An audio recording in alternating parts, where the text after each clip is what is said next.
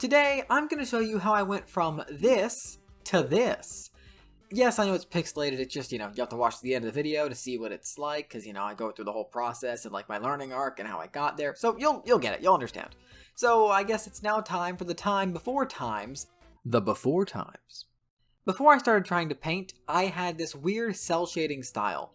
It was inspired by how I drew things on paper since I had just gotten my digital art tablet. And because of that, it looked really, really bad. Both with me not understanding the program I was using, at the time it was Krita, and not understanding really how form works, like, triangles, squares, circles, cylinders. So it ended up quite bad, which means that my first attempts at painting also ended up quite bad. Since they weren't really paintings, they were just these weird brushstrokes that were done everywhere. I didn't have any sort of hard edges. It was all just a soft, round brush. What's a hard edge, you might ask? Well, there are two types of edges. There's hard edges where two colors touch and don't mix, and then there's soft ones where two colors just blend into each other. There's a point where one color becomes the next, but in the middle, it's just mid-colors like crazy. The best way I found to make soft edges is by blending out hard edges, since you can control how blended it is. So it can be kinda soft, very soft, or extreme soft. And with this knowledge on how to make edges and blend them, I have become the king of edging.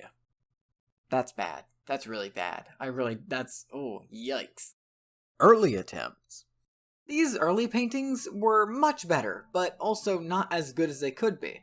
There was a lot of places where the shadow became kind of muddy, and for our main example, this is Haze. She's the same character I showed before, but in a much different style. She's all bubbly and cool.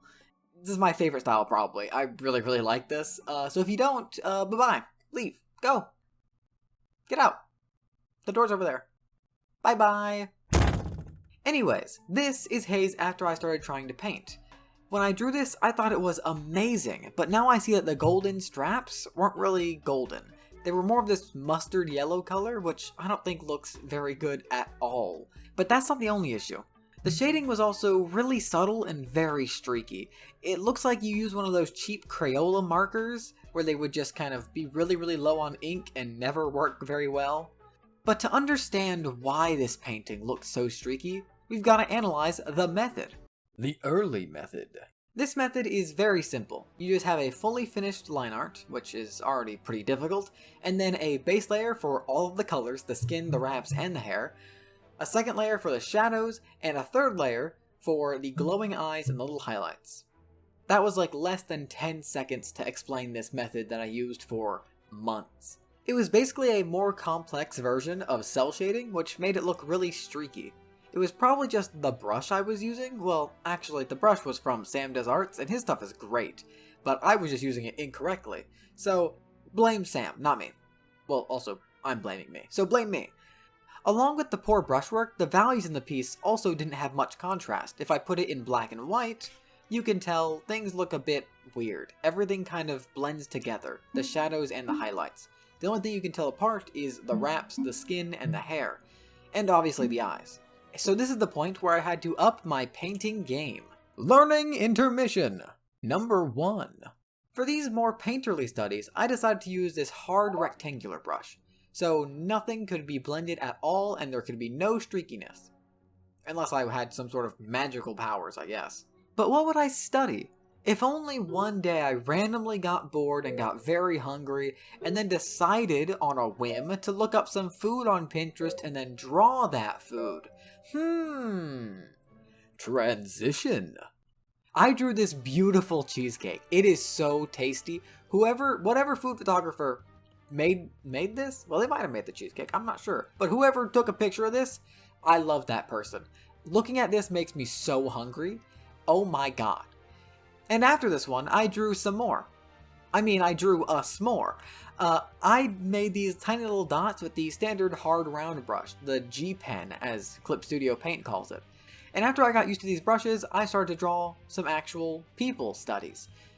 Only after I did this weird detour to draw this bird person. I don't know why I did this. This is like the weirdest drawing I've done for a while. It's just this like flaming bird lady? I don't know. Let's skip by this one. So I did some studies of real people, once again from Pinterest.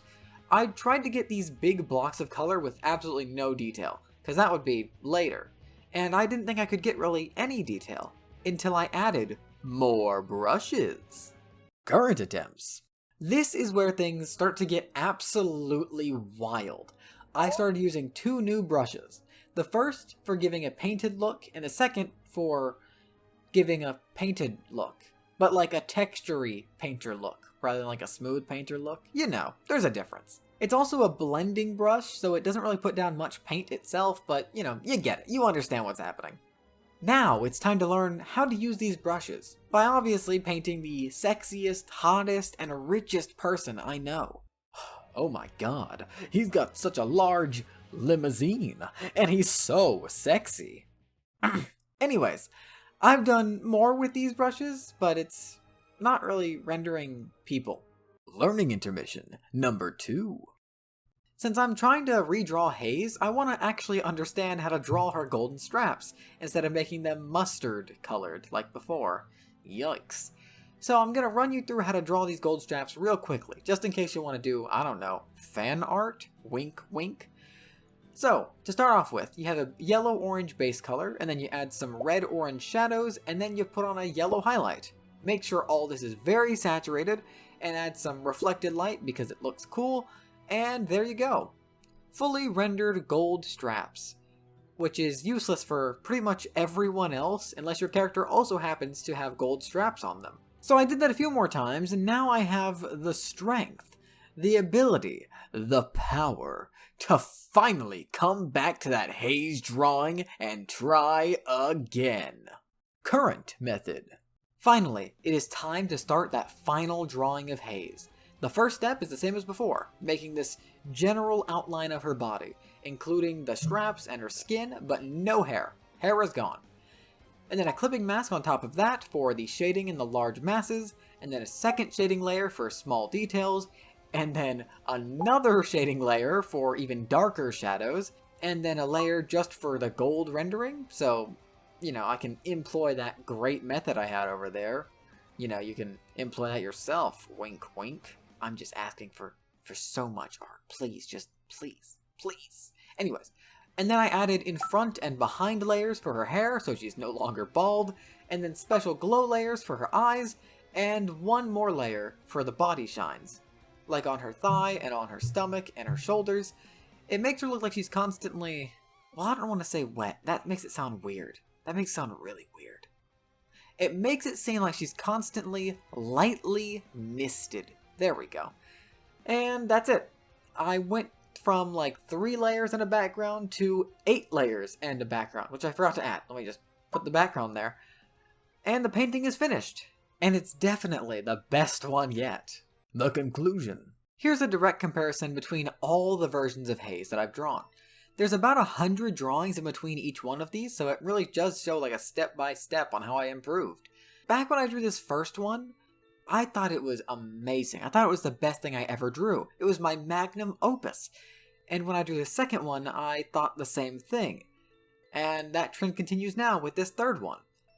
Also, I'm not including the bubbly Haze one because it is a bit weird. Like, it's not in the same style that I normally draw in. It was done like that because of a game called Wild Frost, which you should definitely check out. It's amazing.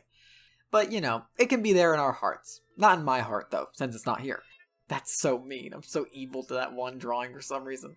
It can be here. Just slot him in. There we go. That's how I learned how to paint. It's probably not the end of my story, since I'm still gonna use this same style and get much better at it. So I guess you'll just have to check out my art on Blue Sky and Instagram? What? Who said that? Whoa! But anyways, that's the end of the video. Bye-bye! This is the real outro. He's dead. I killed him. I am the narrator. Why am I talking like this? I don't know. When did I make this voice? Apparently, just now. Whoa. This is dumb as shit.